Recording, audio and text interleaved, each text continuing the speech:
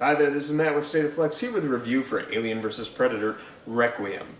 Don't mind the aesthetics here, I was just trying to match the visual energy that AVPR has to offer, AVPR standing for Alien vs. Predator Requiem. Somehow they made a more convoluted title than AVP, Alien vs. Predator. This film it might be a really cool action movie, but I would not know because it is so damn dark you cannot tell what is happening. And therein lies the biggest frustration and one of the firmest criticisms I have for this film. I don't know if the Strause brothers are particularly gifted directors because I couldn't tell what was happening in front of the camera most of the time. Even the daylight scenes have a diffusion filter over them to make them look just fugly. So yeah, Alien vs. Predator Requiem, not a pretty movie. But I will say this. I think the screenplay that they were working off of wasn't too bad. It's kind of Resident Evil by way of Degrassi: The Next Generation, just with aliens and predators involved. And it is weird that it feels more like an Resident Evil style movie than the predecessor, which was made by the man who made 4 and wrote 6 of the Resident Evil films. But yeah, it has a very Resident Evil, specifically like Resident Evil 2 kind of flair to it, the video game, not the movies. And there's a lot of like teen drama going on, and anything that isn't teen drama is written as if it was, with the same complexity, making it feel very organically Degrassi. Now, I'm a big fan of both Resident Evil, the video game series, and Degrassi: The Next Generation, and the original series, Degrassi Junior High and High. And you'd think I'd be on board with this, and in parts I am. I do think the screenplay is stronger than that of the prior movie, but the prior movie sold itself as a sci-fi action film with horror tinges layered within. And it largely delivered on that.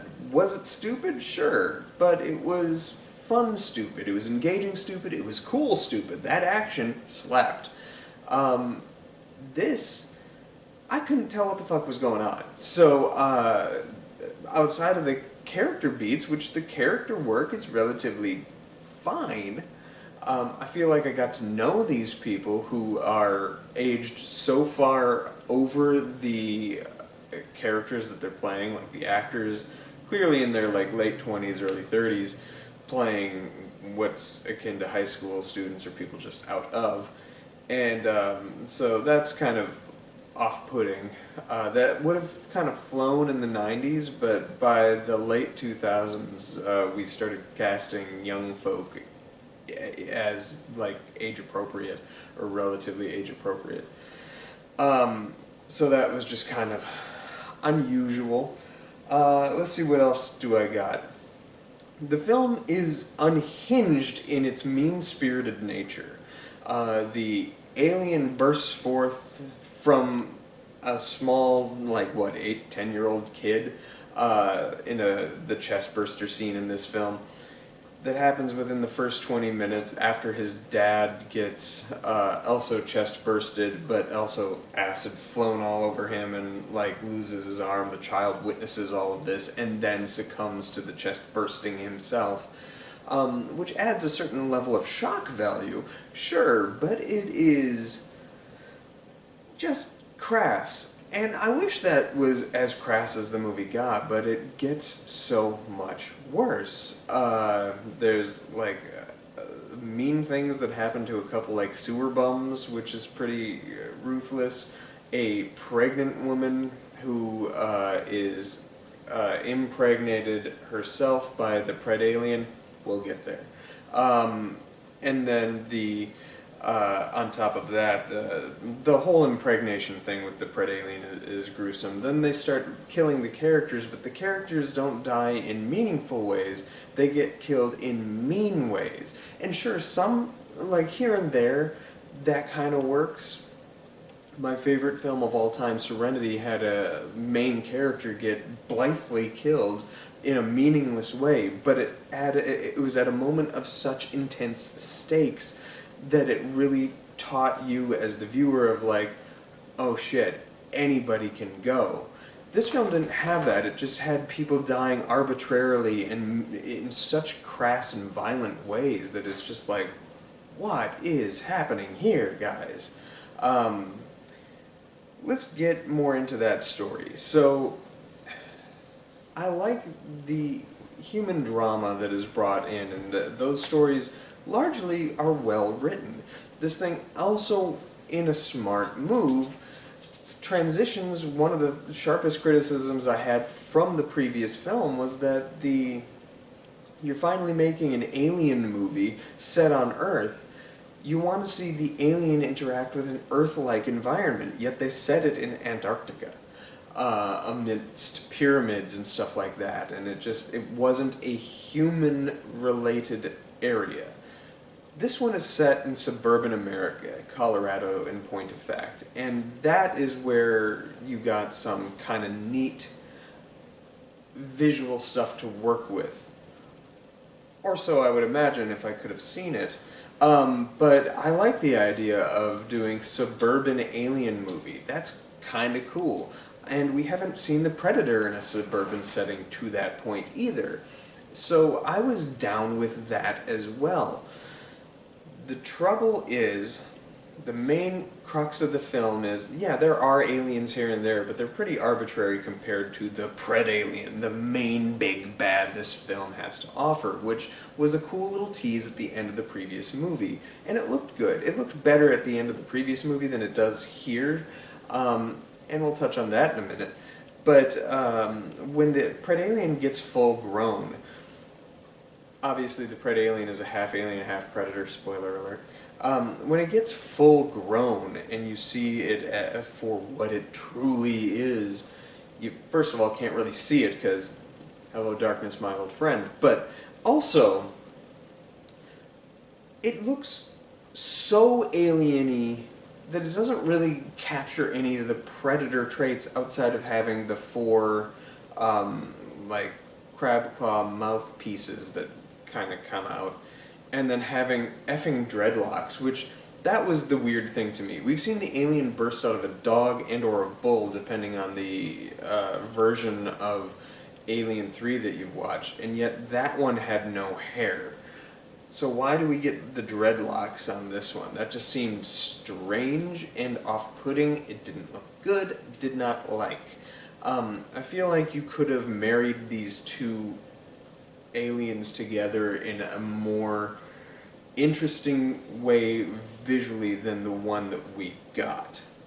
And if the suggestion is that the Predalien is a queen, it should have had more of a crown than it did, and yeah, I didn't like how the Predalien looked. I didn't like how they made the Predalien act, and I didn't like the Predalien at all. It should have been a good idea. Wasted idea is what it ended up being. Where they did have a neat idea that I thought was kind of neat is, for the first time ever, we are brought to the Predator home world with this film. You only get about a minute and a half to spend there, but it is kind of a distinctly interesting visual look to it.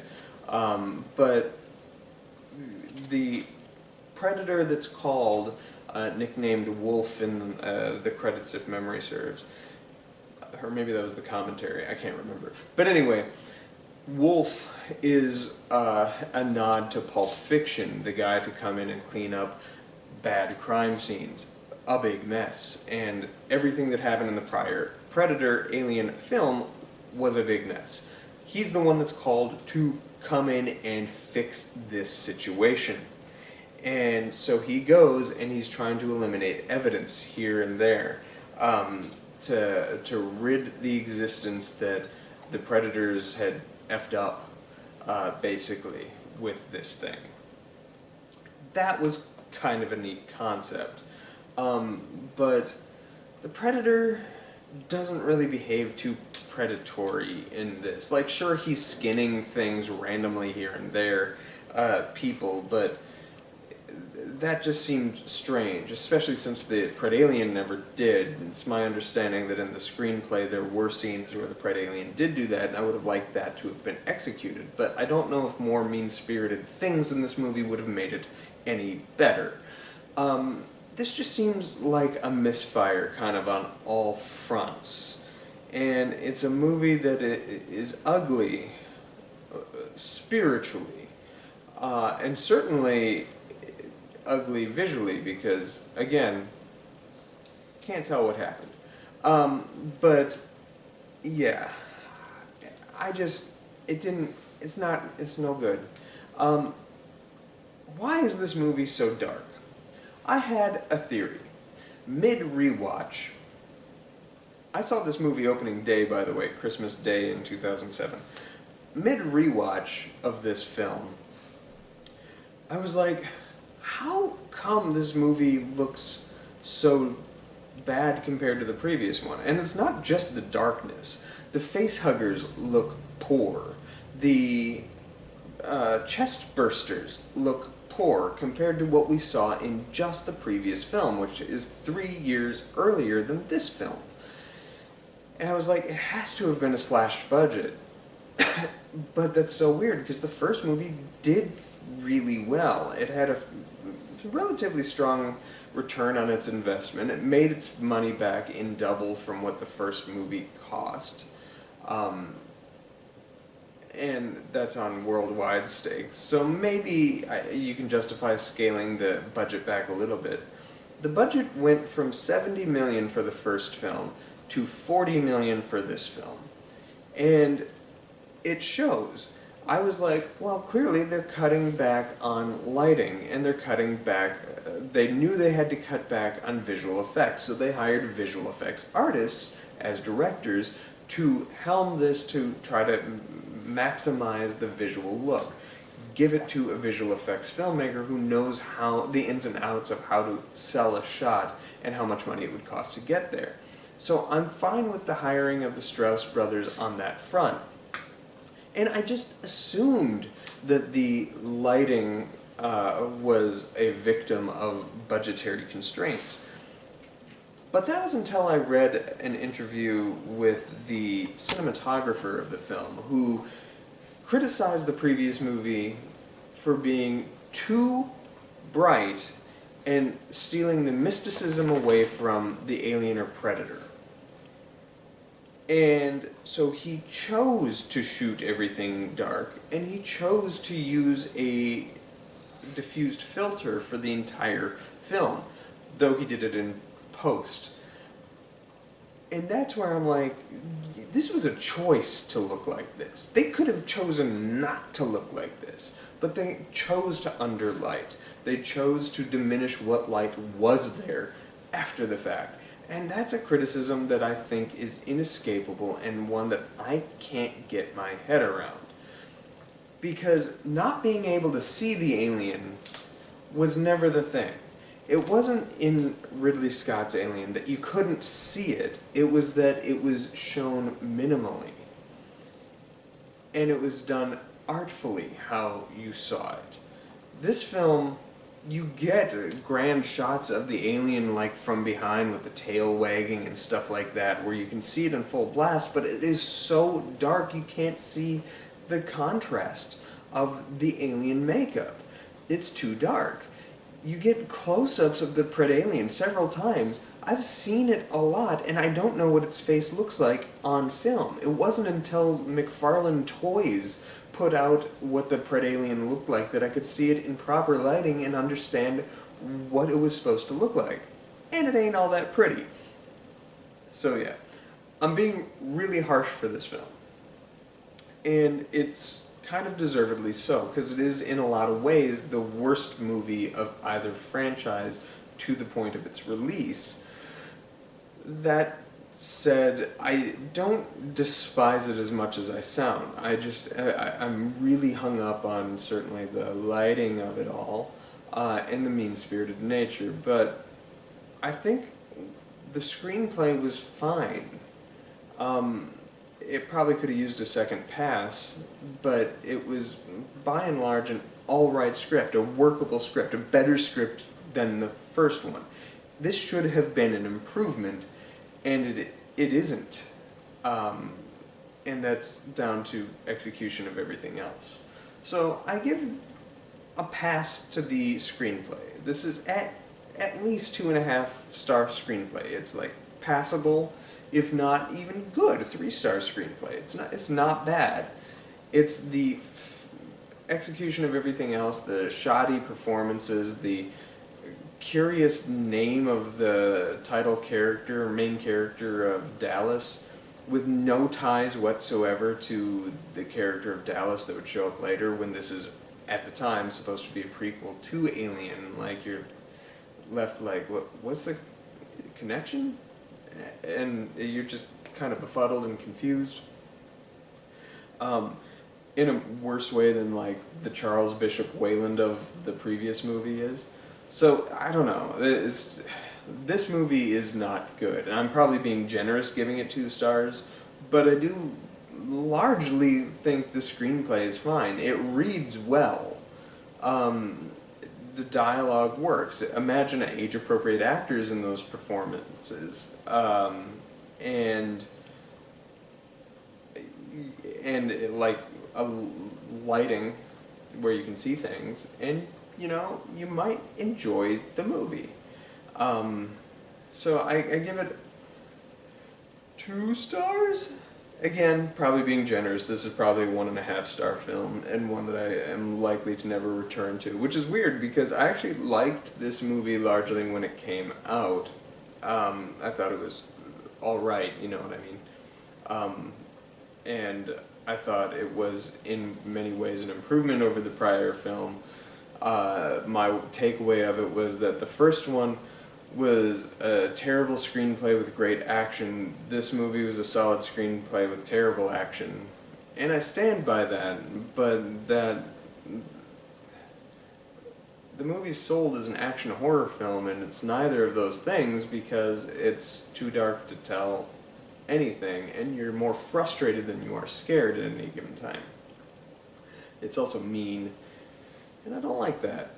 So I'd give this 1.5 or 2 stars. Flip a coin, take your pick. One of these days here, coming soon, I will probably do a review for Prometheus, and you'll see what my thoughts are on that one. Let me know what you think of AVPR. This movie does have its followers that I've talked to who really ardently like this movie. And if you're one of those people, let me know what you like about it in the comments down below. Thanks for watching, like, subscribe, do all that good stuff, and peace.